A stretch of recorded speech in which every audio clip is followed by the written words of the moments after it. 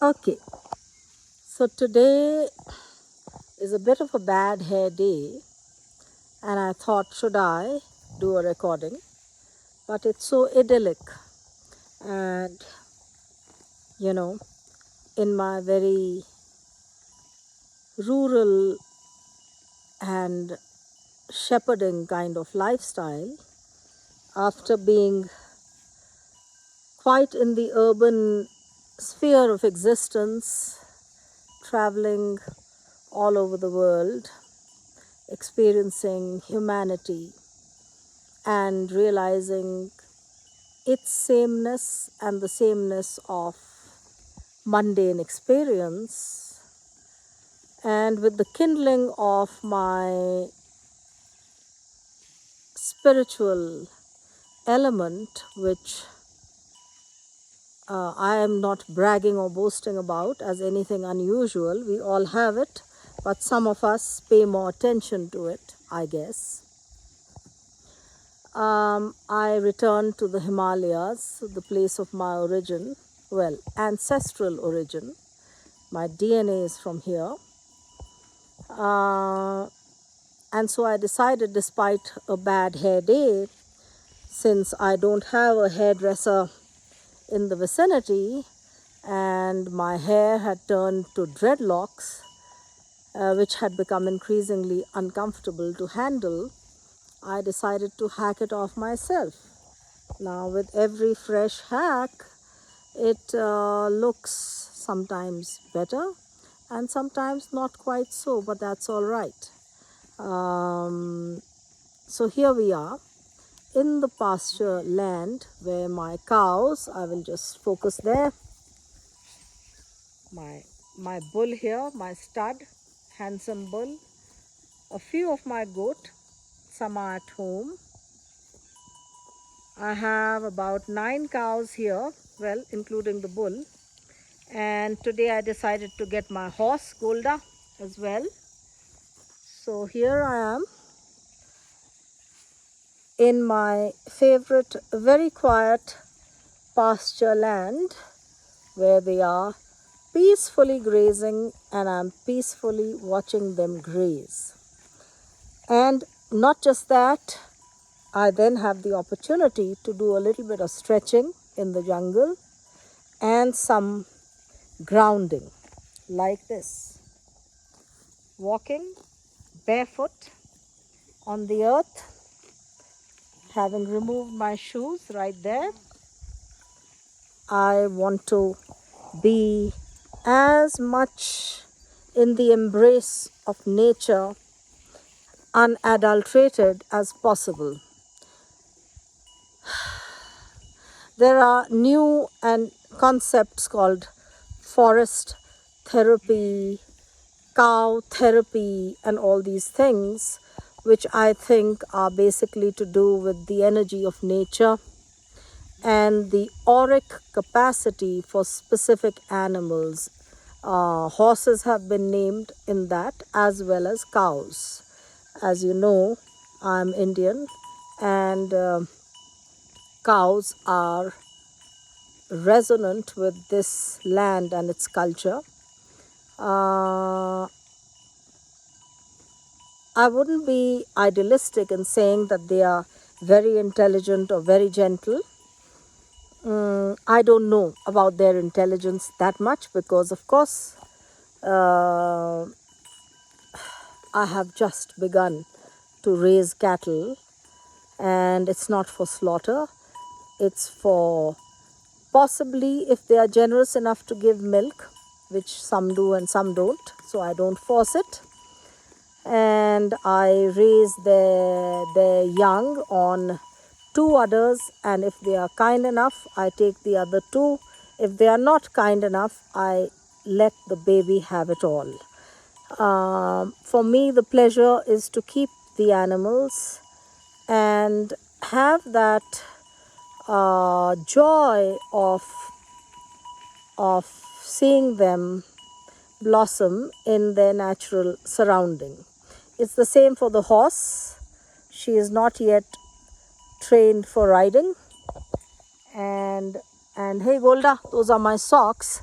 hello, hello, and not yet trained for riding, but I'm slowly teaching her a certain camaraderie with myself, and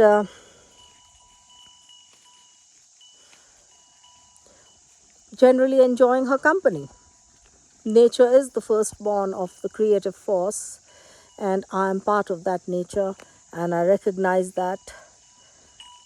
And with the chaos that is now, not chaos, but the uncertainty which is looking more and more certain in our world, in our modern and very urbanized culture and its governance systems, it's looking a little bit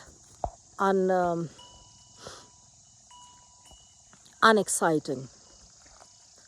And so when the spirit wakes up, so does also nature. Golda, you're being naughty. That's my bag. She's tried to munch it. My shoes, my socks, my bag. Well, they are like little children. They are naughty. They want that sometimes negative attention. It maybe reassures them. I don't know. So here we are. This is my goat. Hey Ramu. And that is the mama goat with the two kids. I don't know if the camera is focusing.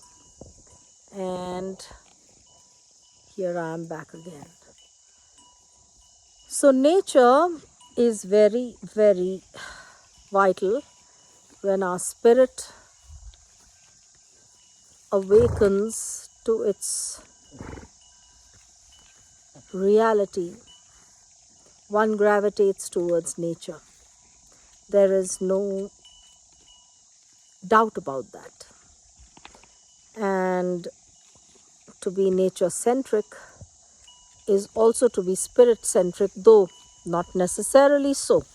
I see a lot of villagers here, and I don't find them very spirit centric because they've grown up in nature, but they haven't broken away from their psychology, and they are very stuck in their conditioned minds and their poverty of soul or spirit, and they want to stay there.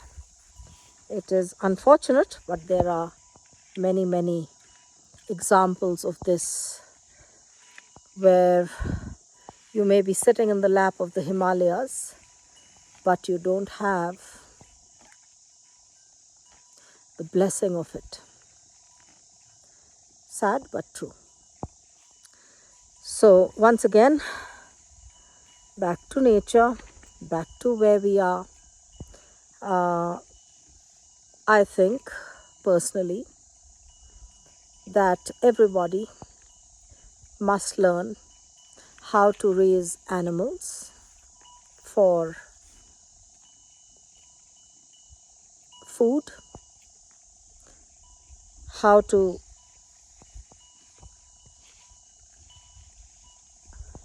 take them foraging, how to also learn how to forage. The forests offer things like wood, firewood, like herbs, certain therapeutic herbs, mushrooms, many things. And more than anything, the synchronicity of nature is very palpable in the forest, particularly if it is not crowded, if there aren't too many walkers and yakkers. It's a beautiful place to pass your time and watch your lovely animal companions satiating themselves and their bellies getting rounder and rounder, and it's quite a feel good actually. And the camaraderie that one can share with animals in these grazing grounds is also very, very fun. I would recommend it as a health elixir of the energy kind. So here we are in nature and in the Himalayas, pristine, pure, uncontaminated, as should our minds be. And the minds can be that way if we give it an environment which is conducive. Om Tat Sat, much love from the Himalayas on a bad hair day. This is Om Bhairavi.